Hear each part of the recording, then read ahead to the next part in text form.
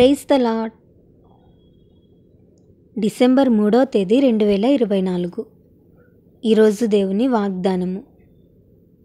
ఆ గొర్రెల కాపరులు తాముతో చెప్పబడినట్టుగా తాము విన్నవాటిని కన్నవాటిని అన్నిటినీ గూర్చి దేవుణ్ణి మహిమపరచుచు స్తోత్రము చేయుచు తిరిగి వెళ్ళిరి. లూకాసు వార్త 2వ అధ్యాయం 20వ వచనం. క్రిస్మస్ అనగానే మనకు గుర్తొచ్చే వ్యక్తులలో ఒకరైన గొర్రెల కాపరుల జీవితాల నుంచి కొన్ని ఆత్మీయ పాఠాలు నేర్చుకుందాం.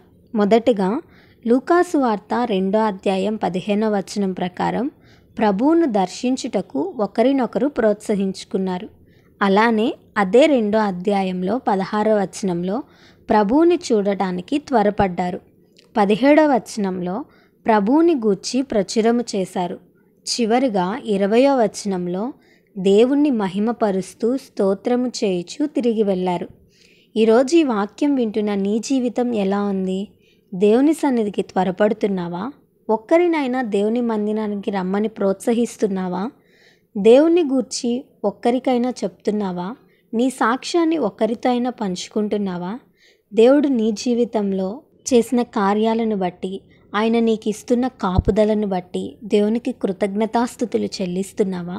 లేక కృతజ్ఞత లేకుండా జీవిస్తున్నావా? ఇంతవరకు అలానే జీవించావేమో. ఈరోజు దేవుడు నీతో మాట్లాడుతున్నాడు. నీ జీవితం మార్చుకో. నీ సాక్ష్యాన్ని, దేవుని కార్యాలను ఇతరులతో పంచుకో. దేవుని సన్నిధికి నీ తోటి వారిని ప్రోత్సహించు. దేవుని సన్నిధి అంటే ఆసక్తి కలిగి జీవించు. దేవుని స్తుతించు, ఘనపరచు. గొర్రెల కాపర్ల వలె గొప్ప ఘనతను నీ జీవితంలో పొందుకుంటావు. అట్టి కృప దేవుడు మనందరికీ దయచేయునుగాక. ఆమేన్. ఈ వీడియో మీకు దీవెనకరంగా, ఆశీర్వాదకరంగా అనిపించినట్లయితే లైక్ చేయండి, షేర్ చేయండి, కామెంట్ చేయండి, సబ్స్క్రైబ్ చేసుకోండి. God bless you.